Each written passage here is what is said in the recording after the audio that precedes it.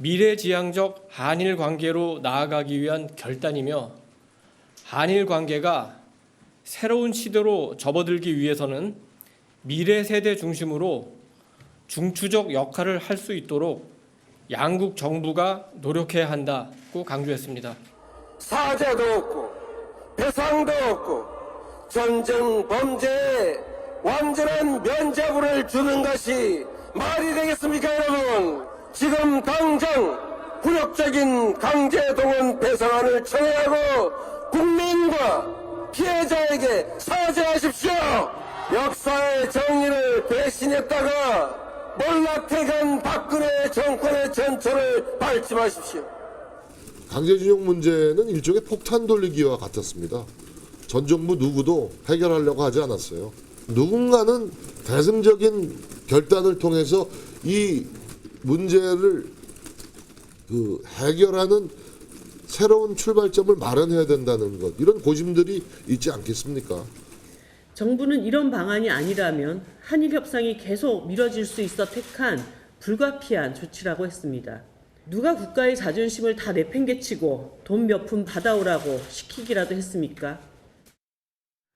네, 한 주간의 여론 흐름 짚어보겠습니다. 배종찬 인사이트 K 소장, 이은영 휴먼원 데이터 소장 나오셨습니다. 어서 오십시오. 네, 안녕하십니까. 네, 윤석열 대통령 지지율 갤럽에서는 소폭 하락했고 리얼미터에서는 소폭 상승했네요. 지난 한 주 지지율 흐름 어떻게 봐야 합니까? 네, 리얼미터와 한국갤럽의 조사가 달랐던 이유가 있습니다. 윤석열 대통령 지난주 초반으로 잡으면 지지율이 올라가는 셈이었거든요. 네. 그러니까 대통령의 이 최근에 이 지지층들이 결집하는 이른바 국민의힘 전당대회 컨벤션 효과가 있는데 주 후반 주춤한 모습입니다. 한국갤럽 조사는 8일 9일 실시가 됐거든요. 네. 8일 9일 실시가 됐는데 이 조사 결과 조금 주춤한 2%포인트가 내려갔는데 왜일까요? 네. 지금 부정평가하는 이유로 가장 높게 꼽힌 것이 바로 일본입니다. 네. 제3자 배상 그리고 외교 그리고 3.1절 기념사까지 내용 포함하면 갤럽에서 부정적으로 평가하는 이유 30%를 조금 넘는 결과로 나타났습니다. 네. 그러면 국민의힘 전당대회에서의 이른바 컨벤션 효과 이거는 사라진 겁니까? 그게 좀 선반영이 됐다고 좀 볼 수 있을 것 같아요. 네. 그래서 이게 그 전대가 끝나고 나서 그게 대통령 지지율에 반영되기보다는 하는 과정에서 좀 이미 선반영된 경향이 있고 특히 이제 그 3자 변제가 사실은 그 좀 민족적인 감정을 건드리는 부분이다 보니까 역대 대통령 지지율 치고는 지금 윤석열 대통령 지지율이 상당히 좀 낮은 수준으로 다 빠졌거든요. 그래서 그렇게 봐야 될 것 같습니다. 네. 지난 9일 1년 전 대통령 선거일이었는데 대선 1년을 맞아서 이루어진 여론조사에서는 윤 대통령이 잘못한다 응답, 잘한다 응답보다 높은 것으로 나타났습니다. 대통령 국정 운영에 긍정적인 영향을 주는 현안, 또 부정적인 영향을 주는 현안은 어떤 겁니까? 긍정적인 것은 이제 윤석열 대통령 지지층들이 진영 간 대결 구도에서 이제 결집한 것으로 봐야 되겠죠. 네. 그래서 보수 지난 대선에서 윤석열 후보, 윤석열 대통령에게 투표했던 지지층들이 결집한 것이고 최근 들어서는 이제 윤석열 대통령의 단호한 대응, 이른바 노동 관련해서 개혁 이슈 또 이 노조에 대한 단호한 대응 이것이 이제 보수층들이 결집하는 이유라면 좀 폭넓게 우리가 지난 1년간을 되돌아보면 대통령의 부정평가의 가장 큰 이유는 역시 인사와 소통이었습니다. 네. 그러니까 인사 관련해서 내부 충돌을 하거나 또 인사와 관련해서 또 뭔가 검증의 문제가 발생하거나 네. 이럴 때 이제 윤석열 대통령의 지지율이 삐그덕대는 그런 모습이 있었고 또 소통입니다. 결과적으로는 얼마만큼이나 국민과의 소통도 중요하겠지만 이 야당과의 소통 부분 특히 이제 도어스태핑만 하더라도 지난 1년을 되돌아보면 상당히 긍정적인 반응이 나왔다가 결과적으로 정치적인 갈등이 발생하면서 유발되면서 네. 이것도 소통이 또 대통령에게는 부담이 됐던 하나의 사례라고 볼 수가 있겠죠. 이은영 소장님, 네. 미디어토마토 조사에서 오늘이 1년 전 20대 대선 투표율이라면 누구를 투표하겠냐 이 물음에 이재명 대표를 꼽는 응답이 윤 대통령을 꼽는 응답보다 많은 것으로 나타났는데 예, 그렇습니다. 이걸 어떻게 해석해야 합니까? 일단은 이재명 대표는 자기 그 득표율 수준을 좀 지킨 46.8%가 나왔고요. 윤석열 지금 대통령은 자기 득표율을 지키지 못한 39.3%가 나왔습니다. 그래서 이게 지금 그 대통령이 아까도 말씀하신 것처럼 이제 부정평가 이유가 지금 한 달 이상 노조에 대한 게 그 긍정평가 이유로 나오고 있는데 네. 그 1주년 그 여론조사 그 1주년 기념 여론조사 결과를 보면 특별히 잘한 게 없다가 40% 나온 조사도 있었어요. 그래서 대통령께서 지금 하시는 어떤 전국 운영 방향에 대해서 노조 탄압만 가지고 긍정평가하기에는 뭔가 사람들이 원인을 좀 찾지 못하고 있는, 그래서 뭐 강력한 대응 이런 정도의 이미지적인 측면만 긍정적인 이유로 찾고 있는 면 때문에 대통령의 지지율이 이렇게 낮은 것이 아닌가 이렇게 생각이 듭니다. 배 소장님, 네. 글로벌 리서치 조사를 보니까 당시 윤 대통령, 윤석열 후보 투표층 가운데 21.7%가 또 이재명 후보 투표 중 26.6%가 지금은 하지 않는다. 네. 이렇게 응답을 했던데 윤 대통령과 이 대표의 지지층들이 지지를 철회한 원인은 어디에 있을까요? 뭐 가장 큰 이유가 결국 중도층이 어느 한쪽으로 가지 않는다. 방금 전에 이제 미디어 토마토 조사에서는 이재명 대표를 지난 대선으로 거슬러 가면 더 많이 선택한다고 했겠지만 또 그것도 다분히 이제 윤석열 대통령이 최근에 중도층이나 또 부정평가가 높은 것도 영향을 줬다고 볼 수 있지 않겠습니까? 네. 그렇다면 이재명 대표나 윤석열 대통령 모두에 대한 국민들의 호감이 별로 없다. 그런 이유는 결과적으로는 소통을 좀 잘했으면 좋을 텐데 정치적으로 반대쪽 유권자들도 또 한편으로는 통합도 필요한데 여야 간의 통합을 해야 되는데 또 한편으로는 너무 진영 논리만 나와서도 안 되는데 그 부분이 윤석열 대통령도 잘 해소가 안 되고 있고 이재명 대표도 계속해서 이 수사 부담이 누적되고 있고 이런 부분들은 국민들이 볼 때는 어느 쪽을 선택하는 기회가 다시 오더라도 선택하고 싶지 않은 그런 상황까지라고 봐야 되겠죠. 네. 이은영 소장님, 네. 윤석열 정부가 일제 강점기 강제동원 피해자 배상 해법으로 이제 3자 변제 이 방식을 내놓았잖아요. 네. 지금 뭐 시민사회단체 반발 또 정치권 이게 충돌로 이어지고 있는데 이게 전체 여론 흐름은 어떻게 나옵니까? 이게 지금 이제 조사 그 기간마다 조금씩 숫자가 다르긴 하지만 그래도 그 3자 변제에 대해서 부정적으로 평가하는 여론이 굉장히 지금 높은 수준입니다. 그리고 그 갤럽 조사 그 이제 8일 이후에 된 조사를 보면은 그 갤럽은 거의 7대3 비중으로 지금 나오고 있어요. 그래서 지금 전체 프레임이 이제 국익이라는 측면, 그래서 미래지향적인 어떤 관계로 뭔가는 어쨌든 변화가 있어야 된다라는 흐름, 정부 여당의 그런 국익 중심의 관점과 그다음에 어떤 그 이 유권자들의 시민들의 그 국익보다는 어떤 민족의 감정 이런 측면이 대립을 하고 있는데 어쨌든 이 민족적인 감정 부분이 훨씬 더 지금 높은 수준으로 여론 지형을 덮고 있다 이렇게 좀 볼 수 있을 것 같습니다. 네. 배 소장님, 네. 일본 태도에 변화가 없다면 서둘러 한일 관계를 개선할 필요가 없다. 이 응답이 64%를 차지했는데요. 그렇습니다. 일본의 태도가 중요해 보입니다. 이번 예. 정부 발표안에 대해서 향후 윤 대통령 지지율에 미칠 영향도 같이 또 연계가 돼 있다고 볼 수 있습니다. 그렇습니다. 이제 윤석열 대통령의 지지율이 오타니가 아니라 기시다에 달려 있다 이런 이야기가 나옵니다. 네. 왜냐하면 한일 야구는 우리가 하여튼 뭐 참패를 했으니까 이기길 바랬지만 그렇다면 야구 가지고는 어떻게 한일 관계가 좁혀지긴 힘들 테고. 네, 10점 이제 차 났던가요? 그렇습니다. 네. 뭐 그래도 한번 기회를 또 8강 올라갈 수 있는 길은 어떻게든 또 생길 수도 있으니까요. 그러면 이제 16일, 17일 기시다 후미오 총리가 어떤 좀 보따리를 풀어놓느냐 그래도 이 정도면 우리 국민들도 윤석열 대통령의 제3자 배상 변제안에 대해서 공감하지 못하는 상황이다. 한국 여론은 잔뜩 화가 나 있다. 이 부분에 대해서 그럼 아무런 대책 없이 윤석열 대통령이나 대통령 안보실에서 이런 결정을 했을까? 네. 저는 여론 그런 기대가 있는 거죠. 그렇죠. 여론이 이렇게 이 화가 날 거라는 것 자체를 몰랐을 리는 없을 것 같아요. 그렇다면 이제 중요한 것이 이것이 미국의 영향 때문이다. 또는 그래도 일본이 겉으로는 계속해서 우익적 성향을 보이지만 그래도 정작 일본에 가서 만나보면 물밑으로라도 뭐가 이루어지지 않겠냐는 기대감인데 이제 이 공은 기시다 후미오 총리가 그래도 뭐 수출 규제 해제뿐만 아니라 뭘 좀 더 꺼내놓느냐 이게 상당히 이제 중요한 변수가 될 것으로 봐야 되겠죠. 이번 주 한일 정상회담에서 일본이 과연 어떤 입장을 내놓느냐 이게 그렇죠. 굉장히 중요한데. 예. 근데 이런 가운데요. 일본 외무상이 네.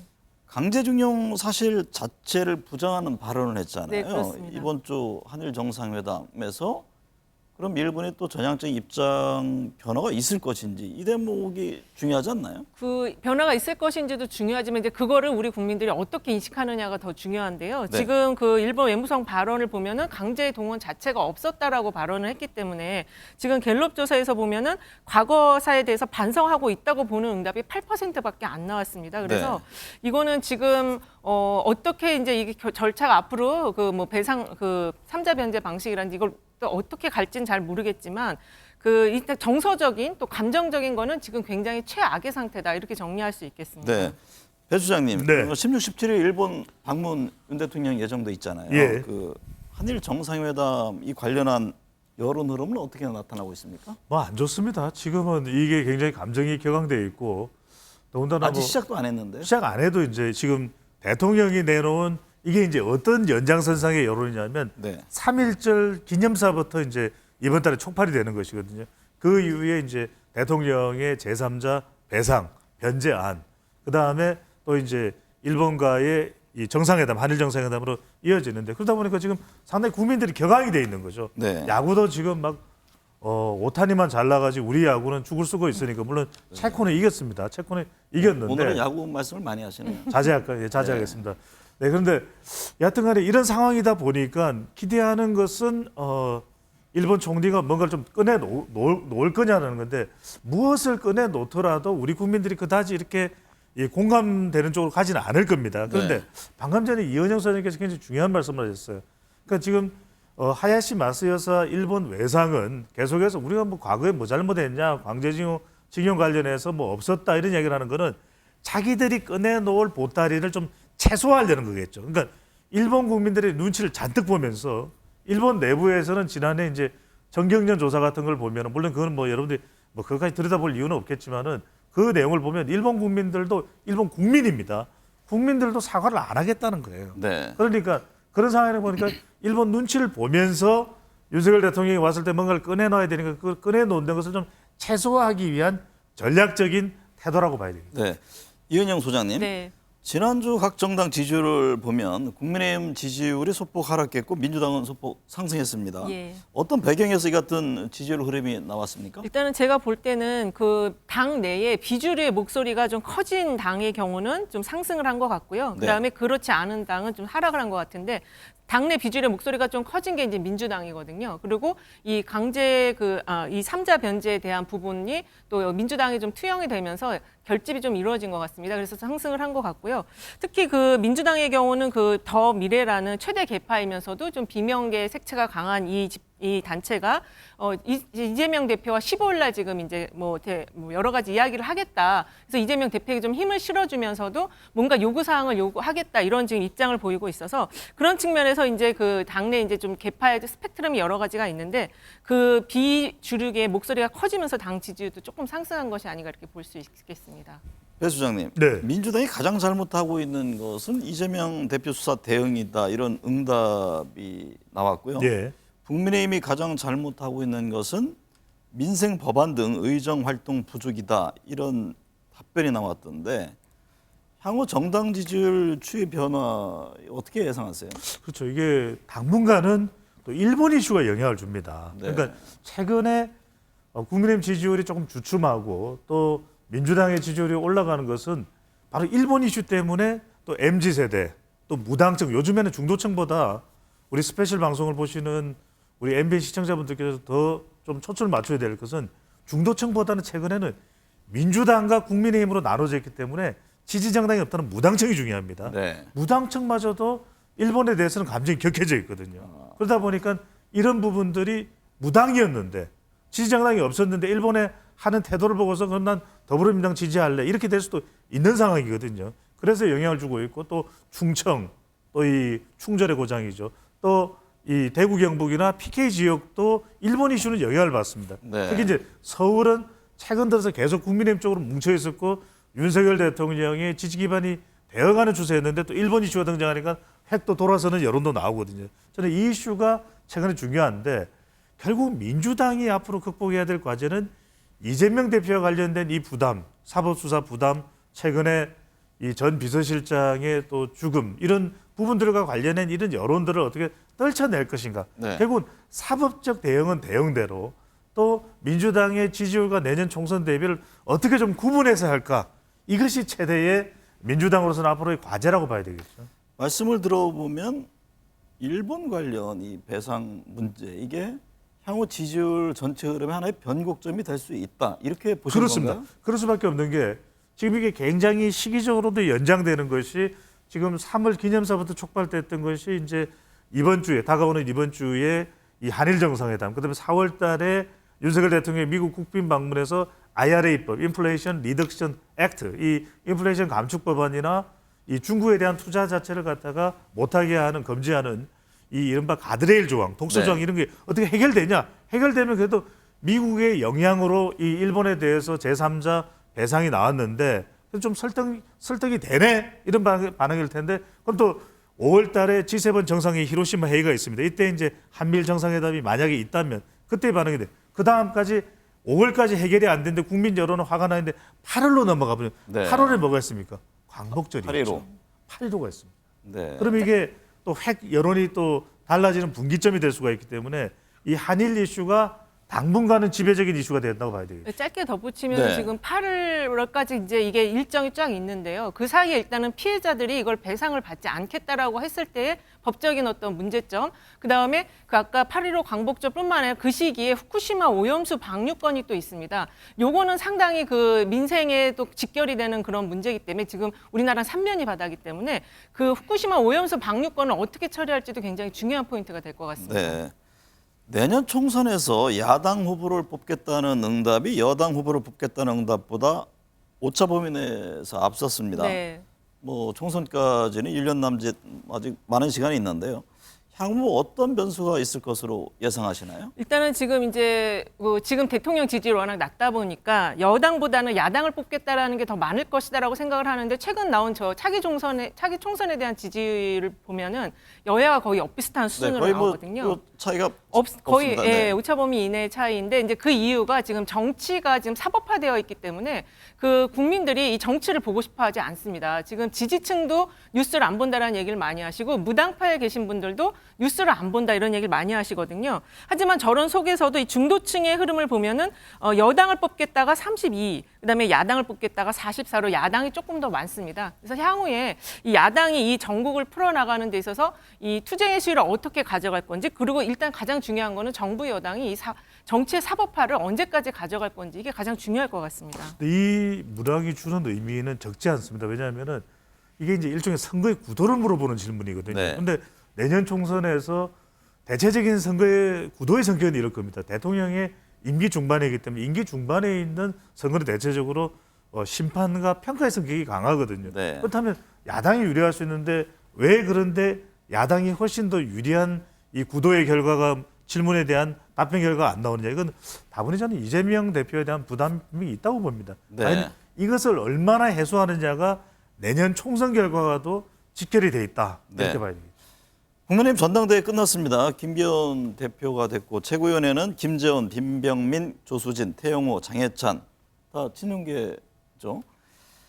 이 친윤계 후보들이 전부 되면서 향후 그러면 비윤이라고 불리는 예. 안철수, 유승민, 이준석 전 대표의 행보는 어떻게 될 것이냐. 이 점이 여러 뭐 총선이라든가 앞으로 정치권의 또 관심사잖아요. 예, 거의 운신의 폭이 좁아졌다고 봐야 될 것 같습니다. 네. 왜 그러냐면은 그래도 이번 전당대회가 있기 전까지는 가늠하기가 좀 힘들었거든요. 참 그 맞추셨어요. 1차에 끝난다는 거. 예, 지금 뭐 다들 그거는 제가 말씀을 해드리고요. 네네 난립니다. 뭐 다 네. 정확하게 너무 정확하게 네. 맞췄던데. 아 근데 그게 중요한 거예요. 그거는 너무라는 표현 안 썼으면 그거는 좋았는데. 안 봐도 비디오 뭐 안 들어도 오디오 같은 네. 그런 예측이었는데 중요한 것은 지금 우리가 이 당위성의 졸렌이 아니라 네. 현실적으로 벌어지고 있는 자연의 해석을 할 수밖에 없다는 게 안타까운데 결과적으로는 이준석 전 대표도 자산입니다.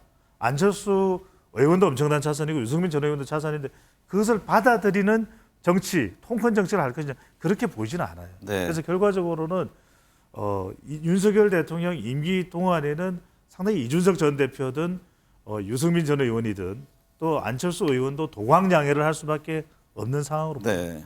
민주당 상황 살펴보겠습니다. 이은영 네. 소장님. 예. 이재명 대표의 경기도지사 시절 비서실장 사망했는데요. 네. 이 대표는 이제 검찰 수사에 대해서 광기다라고 지적을 했고 국민의힘은 책임론을 강조했습니다. 네, 그렇습니다. 여론 흐름은 어떻게 나타납니까? 일단은 이게 그 상당히 이재명 대표에게는 좀 악재성의 사망 사건이었는데요. 근데 어쨌든 그 유서 안에는 보면은 검찰의 강압적인 수사에 대한 부분도 있고 이재명 대표에 대한 부분이 같이 있다고 지금 알려지고 있습니다. 근데 어저께 지금 민주당이 그 야당과 함께 장애 집회를 했거든요. 그래서 그 이게 굉장히 이재명 대표에게 좀 악재인 부분을 장애 집회, 특히 야당과 함께하는 장애 집회를 통해서 이 국면을 지금 넘어가는 그런 흐름을 보이고 있거든요. 그래서 네. 이게 일단은 그 장애 집회가 지금 일본과 관련한 그 배상 문제가 있기 때문에 이재명 대표에게는 어떻게 보면 이게 악재를 지금 좀 잘 넘어가고 있다 이렇게도 볼 수 있을 것 같습니다. 배 수장님, 한 네. 여론조사에서는 이 대표가 당 대표직을 내려놔야 한다는 예. 여론이 과반을 넘었습니다. 예. 이게 체포동의안 처리 이후 여전히 이어지고 있는데 향후 민주당 상황 어떻게 전망하세요? 그렇습니다. 이게 계속 이제 여론상으로 부담이 될 수밖에 없습니다. 네. 그냥 단순히 정치 정서적으로만 부담되는 것이 아니라 내년 총선을 앞두고 결국 유권자 지형을 좁히는 상황이 된다면 이재명 대표로서도 부담되고 민주당으로서는 더 큰 부담이 되거든요. 이게 왜 그러냐면은 결국 이재명 대표가 계속해서 여론조사를 하면은 당 대표직에서 사퇴하라 이렇게 이제 여론조사 결과가 나오는 이유는 결국 이재명 대표의 이 대표직 고수 앞으로 사법 관련해서 수사가 계속 누적되는 것이 총선에 중요한 서울과 충청, 무당청 그리고 20대 자영업청 주부청에게 영향을 준다라는 것이거든요. 네. 저는 결과적으로는 어떤 정치적 선택을 결단을 이재명 대표가 내릴지는 모를 때 이럴 때 저는 2016년으로 돌아가 보자. 네. 2016년에 총선을 앞두고 문재인 대표 체제는 상당히 좀 어렵다고 판단했기 때문에 대표직을 유지하면서도 공천과 관련해서 그리고 총선의 대응은 김종인 비대위원장이 오거든요. 저는 하이브리드 전략을 쓸 수 있다. 네. 이재명 대표가 대표직은 계속 유지를 하면서도 이건 이제 사법적인 대응은 이제 이재명 대표 중심으로 해나간다면 지지율과 총선의 대응은 혁신대책위원회를 만들자. 혁대위를 만들자. 혁대위를 만들어서 허리를 튼튼하게 할 수 있습니다. 혁대위를 만들어서 이른바 김종인 비대위원장이 다시 올 수 없겠지만 정세균 전 총리 같은 인물이면 관리형이거든요. 네. 또 이낙연 전 대표는 달리 그렇게 이 이재명 대표 지지층이 감정이 골이 깊지도 않고 그렇게 해서 관리를 하면서 일종의 투트랙 전략, 하이브리드 전략을 하는 거는 어떤가? 네.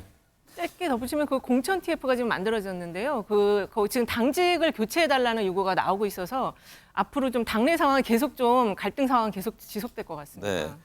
아들 그 학교 폭력으로 국가수사본부장에서 낙마한 정순신 변호사와 관련해서 인사검증 책임자를 문책해야 한다 응답이 74.8%나 차지했네요. 예, 굉장히 높게 나왔고요. 이게 지금 교육위에서 그 고등학교 교장 선생님이 모르쇠로 일관했고 서울대도 지금 모르쇠로 일관을 하고 있어서 더 이 문책해야 된다는 의견이 높게 나오고 있는 것 같습니다. 특히 이 책임 소재와 관련해서 법무부와 검찰청이 합쳐서 53%가 나왔거든요. 그래서 이 문제는 지금 이 학폭 기록 삭제 부분이 상당히 그 입시에 어떤 영향을 줬는지 아직 뇌관은 좀 남아 있기 때문에 네. 향후에 좀 여론의 특히 이제 주부층이라든지 또 젊은 층에게 굉장히 민감하게 작용할 수 있을 것으로 좀 보여집니다. 네. 배 수장님, 네. 김건희 여사 관련 특검 도입이 필요하다는 응답이 과반을 넘는 것으로 나타났는데요.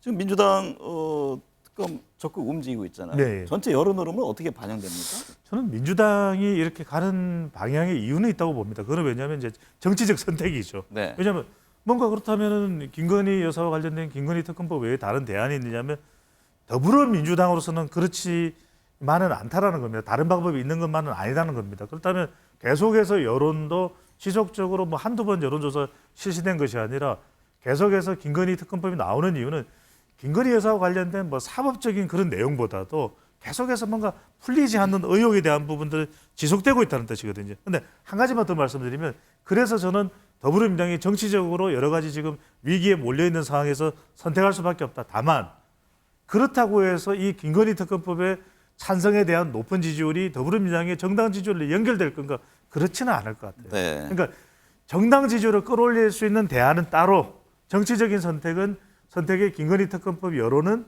또 민심의 여론은 그런 대로 나오는 이 차이가 있으니까 달리 네. 대응을 할 필요가 있겠죠. 이번 한 주간 봐야 될 핵심 현안은 어떤 게 있을까요? 역시 이제 방일이죠. 방일에서 일본이 어떤 안을 낼 것이냐. 이게 지금 우리나라 국민들에게 미치는 굉장히 큰 영향을 줄 수 있을 것 같습니다. 네.